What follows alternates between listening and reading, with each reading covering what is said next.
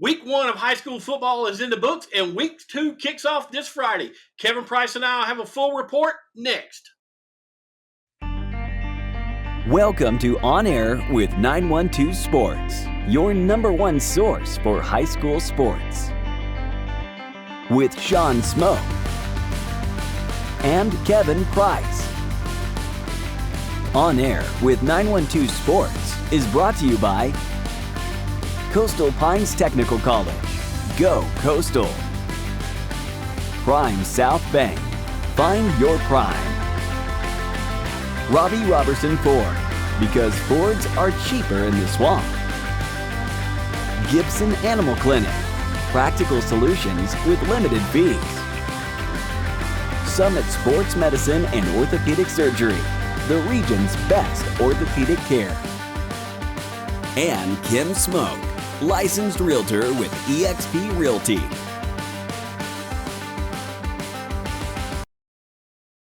It makes sense Prime South Bank would have a great mobile app. Nobody is as mobile as our customers. For a century, they've chased dreams, followed their hearts, took the road less taken, made a new path, taken leaps of faith. At Prime South, offering the latest digital banking, secure pay apps, and new online lending is part of a mobile tradition that goes way back. Life is mobile. So is Prime South. Find your Prime. Member FDIC. High schoolers, did you know that you can get a head start on your college career and save money at the same time through dual enrollment at Coastal Pines Technical College?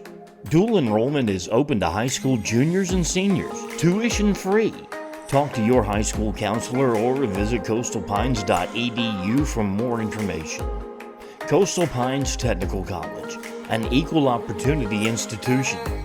Go Coastal. Play it loud and rev it up. Robbie Robertson's got trucks built for tough. Make your way to Robbie Robertson Ford in Waycross, where the deals are bigger than ever. Looking for a stylish midsize car, a spacious SUV, or a truck that performs at work and play? Robbie Robertson wants your vehicle and is paying top dollar. Now is the time to buy. Fords are cheaper in the swamp. Welcome, sports fans, and thanks for watching On Air with 912 Sports. I'm Shawn Smoke, publisher of 912 Sports, joined as always by head writer and podcast host Kevin Price. Kevin, how we doing? Good, Shawn. Good to be here. Getting set to talk high school football again. Week 2 already. Yeah, hard to believe. We already got one in the books. We got week 2 coming up, so let's jump right into it, Kevin. Bacon at Telfair. Both of these teams, Kevin, coming off a loss. Bacon County lost to Clinch. I think that score was 25-6, and then Telfair lost to Lamar 37-14. So one of these teams is going to come away with a win Friday night. That's right. Both teams looking to taste victory for the first time this season, and of course, you know, Bacon County, our Southeast Georgia 912 coverage area team that we're talking about here. But, you know, we talked about it again last week coming out of our media day. There seems to be a buzz, a good vibe around that Bacon County program, some positive momentum, new coach, new culture. The kids really like the coaching staff in general. So I know they had a tough opener Friday night against a perennial power in Clinch. I mean, they're not going to be the only team that Clinch beats and maybe beats soundly this year. But it would be nice to see Bacon go ahead and bounce right back here in this one and get to 1-1 on the season and then move forward from here. But I kind of like Bacon for what little bit I know about this matchup. I'm sure they're jacked up and ready to go, and hopefully they will punch one into the win column Friday night. Yeah, got to protect the ball, Kevin. 3 turnovers or 3 interceptions against Clinch there Friday night for Bacon, so they got to do a little better job of protecting the ball there. Westover at Bradwell. Bradwell lost a tough one, Kevin. A game that was played Saturday morning. Both you and I looked all night Friday night for scores, couldn't find any. This is a game that moved to Saturday like 10 a.m. Bradwell comes up just a little bit short, losing Liberty there by a point. And Westover, I believe, was beat Early County. Or was beaten by Early County 24-20. So, you know, Westover and Bradwell going to tie it up there Friday night. Yeah, that was a tough loss for Bradwell, you know, having to play Saturday after, you know, being scheduled to play Friday. You're playing against your rival, so you got to get emotionally up again and all that kind of good stuff. But, It was a good close ball game, what you would expect out of a rivalry game. They played some close ball games the last couple of years. Liberty kept that momentum going from a year ago and got off to a good start. But here again, a chance for Bradwell to bounce back. Westover is going to have some athletes. They got to make that long drive over from Albany, but hopefully playing there in Hinesville, being at home, being a week better, hopefully will pay off for the Tigers in this one. Brantley at Windsor Forest. Brantley got to travel over to Savannah. Brantley coming up a little bit short to Charlton, 32-12. Then I believe Windsor Forest lost tomorrow, 20-14. So again, one of these teams is going to put the first, mark in the win column. Right, and Brantley's going to have some tough games coming up on paper, on their schedule, particularly in that region they're in, and going to be, possibly difficult to get some of those wins. But here's a team that on paper looks like they could very well beat one of the easier games, certainly on their schedule. Should be even easier than the game last week, of course, which they lost to Charlton. But Brantley let these guys get on them and sneak up on them last year. Hopefully that won't be the case this year. They do have to go to Savannah to play it, but hopefully all things go well for Brantley. They're still breaking in that new offense. Hopefully they'll be a week better as well, make that improvement that a lot of teams make from game 1 to game 2.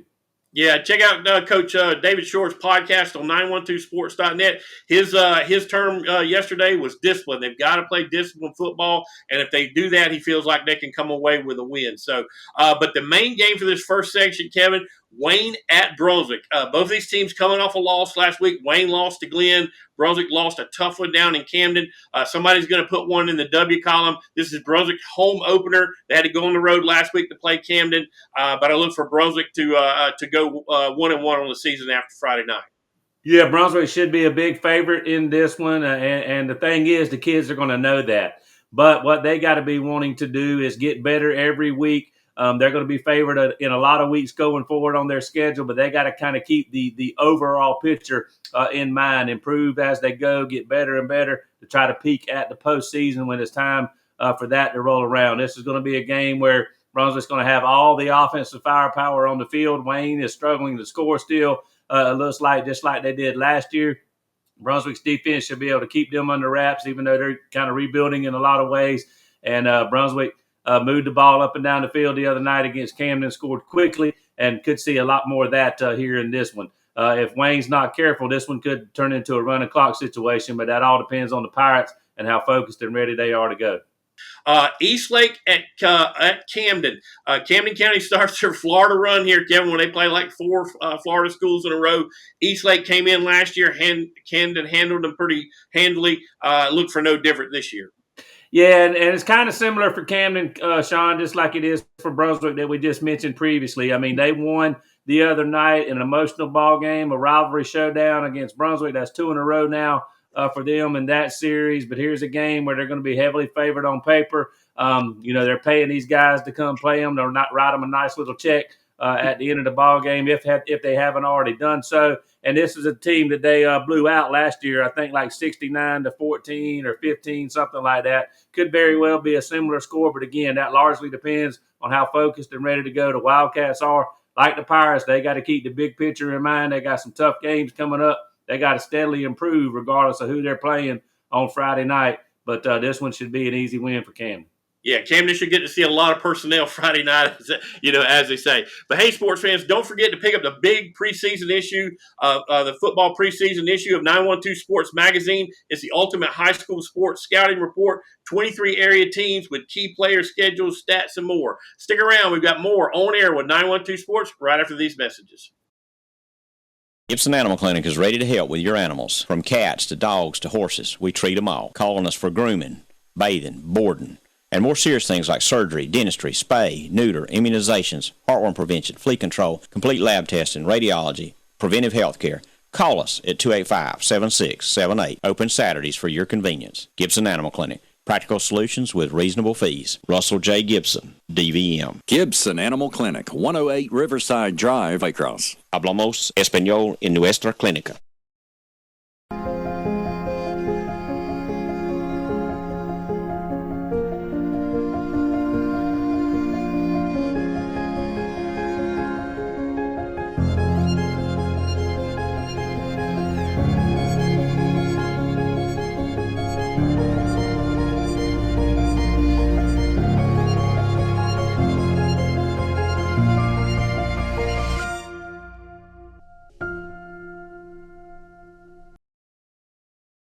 Summit Sports Medicine and Orthopedic Surgery, you don't have to be an athlete to get the region's best orthopedic care. Our board-certified orthopedic surgeons and physicians treat injuries and conditions that affect just about any joint or bone in your body. Plus, we're backed by the support of Southeast Georgia Health System. From fracture repair to joint replacement, Summit Sports Medicine and Orthopedic Surgery will get you moving again. Call 1-855-ASK-SGHS. That's 1-855-275-7447 or visit sghs.org/summit. Welcome back, sports fans. I'm Sean Smoke. He's Kevin Price, and we're talking a little high school football here for week 2. Next game up, Kevin, McIntosh County Academy at Charlton County. Both of these teams big winners in week 1. Somebody's going to put one in the L column. McIntosh has got to go to Charlton, so they got to go down there to the Swamp South.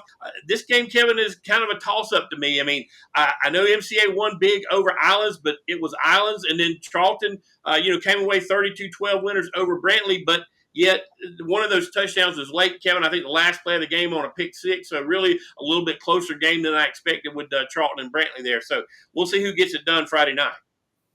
Yeah, obviously that was nothing more than a little tune-up for McIntosh against Islands. Islands hasn't won in like 3 years, I think, 3+ years. Over 30 games they've lost in a row after kind of being good at one time. Obviously, Charlton and Brantley was a game that, Charlton won for the second year in a row. But looking at this one, it's going to be a physical contest, real intense, I think. Both these teams are going to get after each other with a lot of good athletes.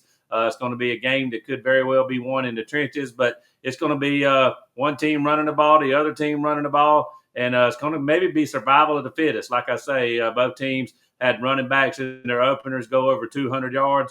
They're going to feature those guys again, and they're the other guy to stop them. And so this is going to be just a back-and-forth ball game, a lot of physical action in the trenches, I think.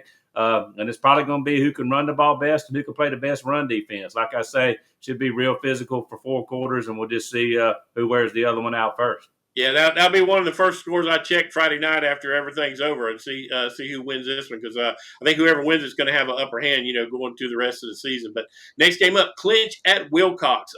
Wilcox big winners over ECI 28-21. Then of course Clinch with the win over Bacon. Clinch got to go on the road to Wilcox. Not an easy place to play, Kevin. Yeah, it won't be the easiest trip in the world. And they beat these guys last year, I think, in a low-scoring ball game, 12-7. Clinch did as part of a 5-0 start. And I look for them, though, to, keep on the winning track in this one. I think they do have the better football team here. Like you say, though, it is on the road, and that does add another element to it. Wilcox, like you say, not the easiest places to play. So we'll see if Clinch can travel this week. But if their game gets on the bus, I like them in this one. Yep. All right, next game up is the 912 Sports Game of the Week. The Coffee High Trojans come to the Ware County Gators Swamp there in Memorial Stadium. Kevin, this one's got all the makings of another great battle between these two schools. This rivalry goes all the way back to when I was in high school, back in the day. These teams always love to hate one another, but it's just good old-fashioned hard-nosed football. Both of these teams are going to bring it. You're going to have to be physical. You're going to have to, catch a break here or there to win this one Friday night. Ware does get him at home, so give them a little slight advantage there. But both these teams coming off wins. Ware rolls over Appleton after a really, really tough game in the first half. It was a 12-7 game, 12-7 game at halftime. And then, Coffee winning 28-14 over Bainbridge. Not really sure what Bainbridge has got this year, but still, Bainbridge never scared to play anybody. They'll play anybody, anywhere, anytime. So Coffee, like I said, come away winners on that. Big night by the running back, KJ DeBruce. Big night for Tayshawn Franklin and Little, which is Jameer Boyd for the Ware County Gators. So this could be a run game, and maybe the Gators a little bit of edge in the passing game there, but then you got that Coffee defense and those big linebackers and that big defensive line. So this one's going to be a toss-up there in the Swamp on Friday night. Well, first of all, apparently they have been playing football for a long time if it goes back to when you were in high school. But really, before I was in high school. Really, you're not that old. I'm sure it goes back even further than that. But anyway, this is a marquee matchup. It is every year. It's been an exciting one in our neck of the woods the last several years. I think I did a little research, coming into this. I think the last 5 times they played, both teams have been ranked in the top 10. And, of course, last year they would have been in different classifications, so in different polls, but still top 10 teams. So, obviously, it's been a matchup between rivals who have also been very good and ranked. And we're going to have another classic matchup here between these two teams this year. We know the brand of football that Coffee plays. They're physical on both sides of the ball. Ware County likes to play that same way, too. Have not really seen Coffee other than in some stuff in the summer, but they're still playing the same kind of style I think they've always played. They're going to try to beat you to death and be physical and get after you on both sides of the ball, and they were able to do that against Bainbridge the other night. Bainbridge not quite what they used to be in the past this year. Ware County, I did see them a couple of times this summer. Also saw them in the preseason scrimmage against Brunswick. At the end of the day, I think they can get physical and pound the ball at you in the run game. That's what they were able to do apparently the other night against Appling too. So much like that MCA Charlton game that we talked about earlier, this is going to be a physical, intense matchup. A lot of hard hitting going on, obviously, and we'll just see who can survive it. But this is a great early season test for both of these two teams, regardless of the rivalry and all that. But Coffee has won the last two, and I'm sure, obviously, Ware County knows that. The scores are probably in their locker room as we speak, and we'll see what happens this year. Yeah, this is the old-fashioned street fight in the phone booth right here, Kevin. This is definitely going to be one in the trenches, so we'll see who gets the victory there. Houston County going to go over to Effingham. Effingham did not play last week. They were off week one. Houston County beat Brookwood. Big win there for Houston County. I think it was 31-24.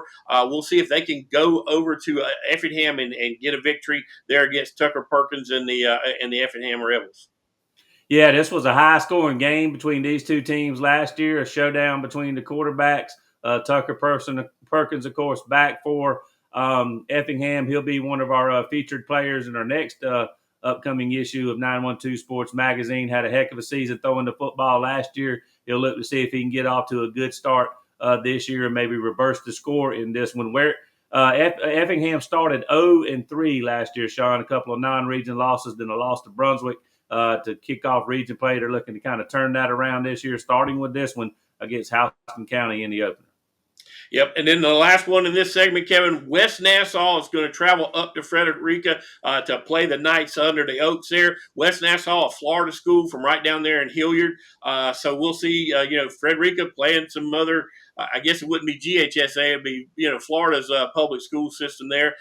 See if they can get another victory against a tough opponent.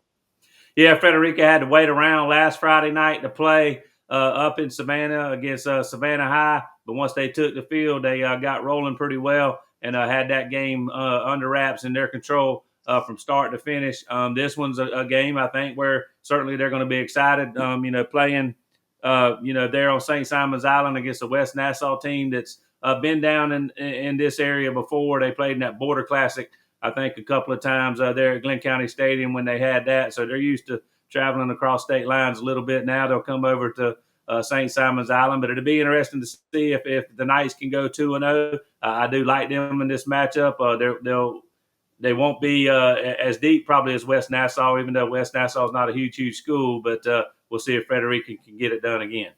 Hey, sports fans, make sure you hit the like and subscribe button there on YouTube for the 912 Sports YouTube page. By doing so, you'll get our latest videos on high school sports from around the 912. Stick around. We'll be right back with more On Air with 912 Sports right after these messages. Play it loud and rev it up. Robbie Robertson's got trucks built for tough. Make your way to Robbie Robertson Ford in Waycross, where the deals are bigger than ever. Looking for a stylish midsize car, a spacious SUV, or a truck that performs at work and play? Robbie Robertson wants your vehicle and is paying top dollar. Now is the time to buy. Fords are cheaper in the swamp. High schoolers, did you know that you can get a head start on your college career and save money at the same time through dual enrollment at Coastal Pines Technical College? Dual enrollment is open to high school juniors and seniors, tuition free. Talk to your high school counselor or visit coastalpines.edu for more information. Coastal Pines Technical College, an equal opportunity institution. Go Coastal. It makes sense Prime South Bank would have a great mobile app. Nobody is as mobile as our customers. For a century, they've chased dreams, followed their hearts, took the road less taken, made a new path, taken leaps of faith. At Prime South, offering the latest digital banking, secure pay apps, and new online lending is part of a mobile tradition that goes way back. Life is mobile. So is Prime South. Find your Prime. Member FDIC. Welcome back, sports fans. I'm Sean Smoke. He's Kevin Price, and we're talking a little high school football. First game up, Kevin, is Glenn Academy at Richmond Hill. Glenn Academy coming off that big win over Wayne. Richmond Hill did not play last week. I believe I listened to your podcast last night with Coach Rocky Hidalgo, Kevin, and coaches got a chance to go over and spoil the opener, so to speak, for Richmond Hill. Not real sure what all Richmond Hill is going to have for this season, but a good chance for Rocky and them to go on the road and get a quality win. Yeah, when you look at these two teams, I mean, they've played each other in non-region action now the last couple of years, including this one. Was a region game for a while with Richmond Hill being in this region with, Glenn and Brunswick and so forth.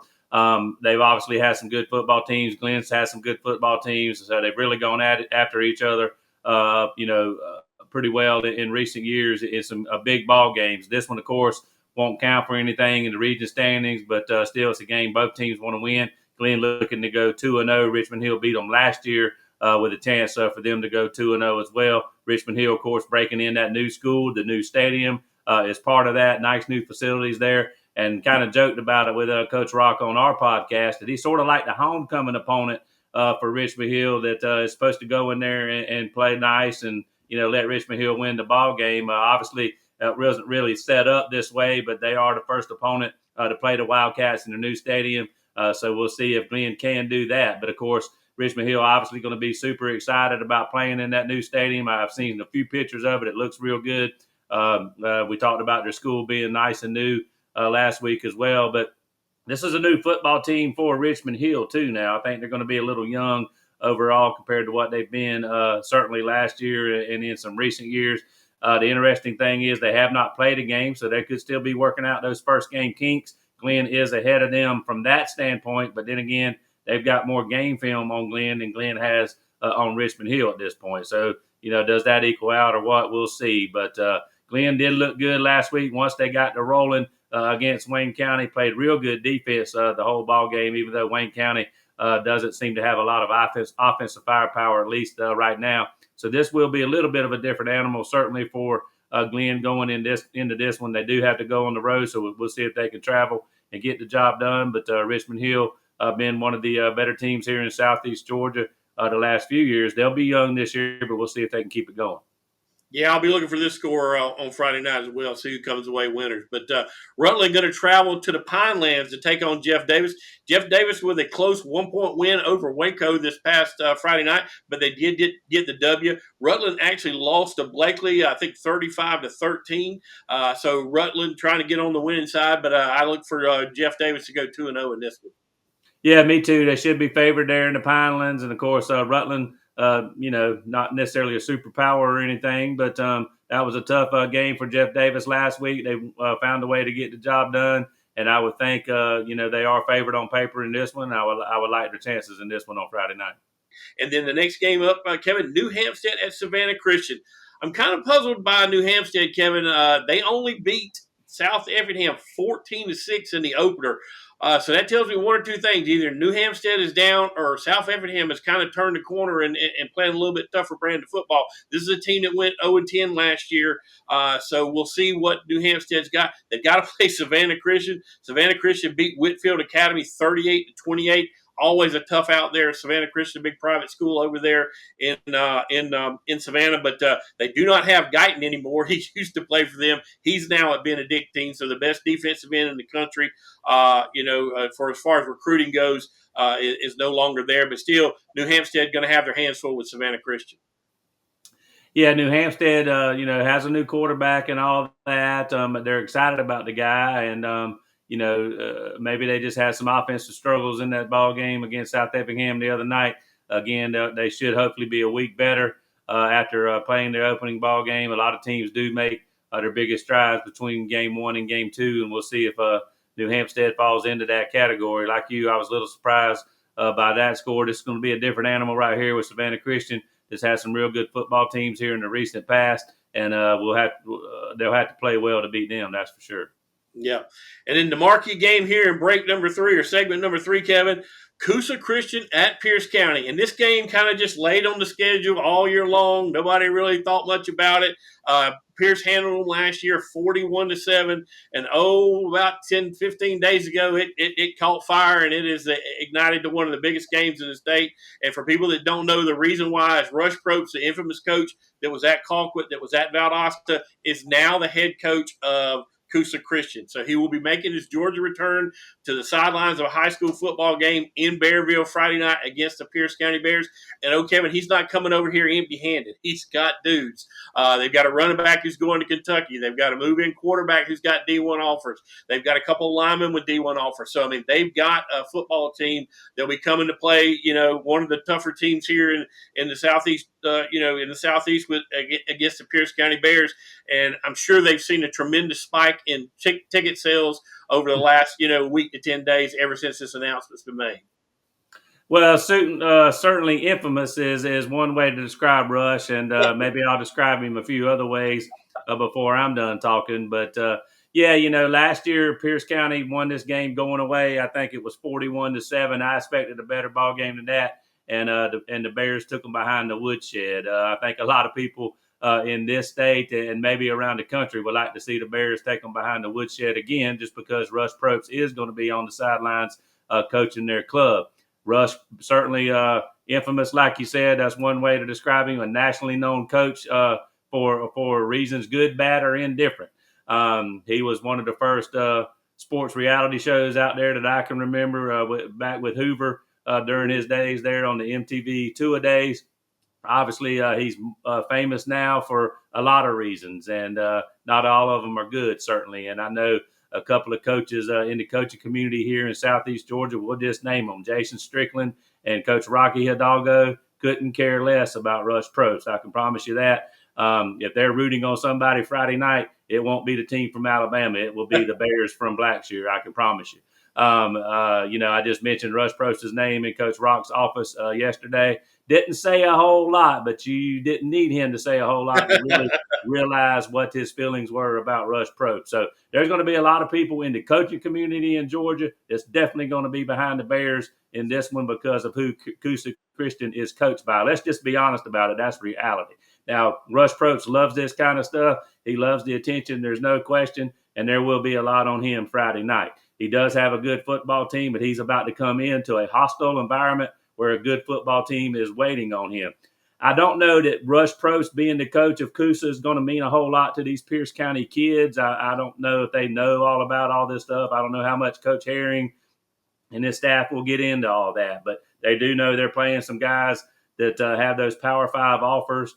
They do know that this game probably is going to get national attention now just because who the coach is. And so they don't want to be a footnote in Coach Rush's Probst career coming back to Georgia, coming back into high school coaching and beating up on the little Pierce County Bears. So hopefully it's the other way around, and Pierce County is a footnote in his coaching career as a loss as he returns to Georgia and to coaching. And I would love to see him take him behind the woodshed, just like I said. Rush Probst, I have interviewed him before. It was a classic interview, Shawn. It lasted about an hour or two, and it was mostly about Rush Probst. But that's what the story was about, too. So obviously that was a good thing. That was years ago when he just had come to Colquitt. But let's see what happens in this one. But the Bears sat out last week. I know they're going to be hungry to eat. And we'll see if they can beat up on Coosa Christian again. By the way, that game that Coosa lost last year, the only game they lost in the regular season to the Bears in Blackshear.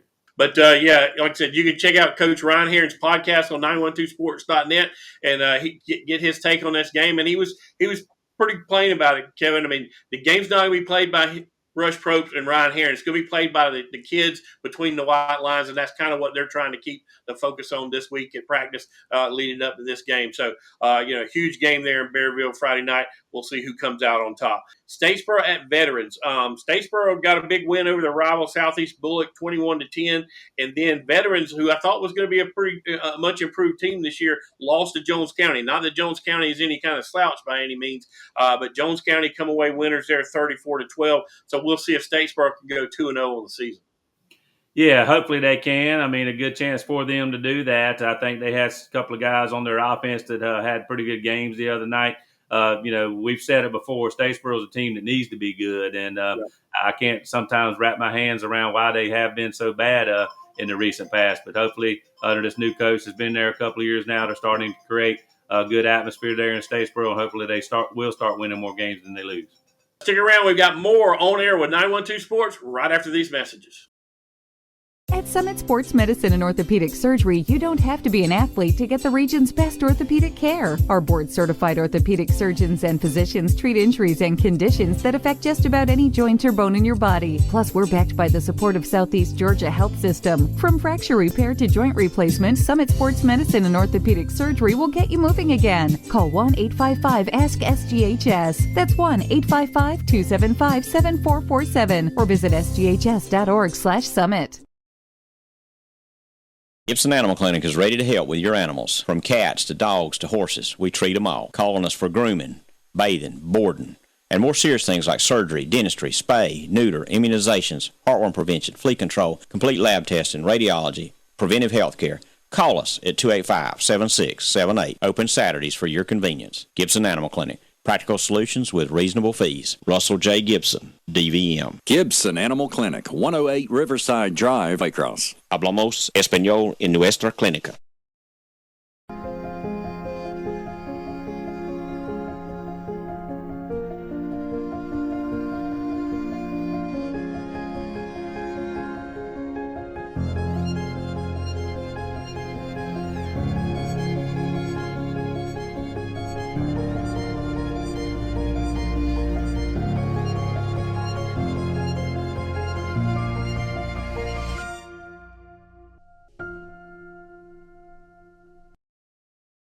This has been a presentation of 912 Sports.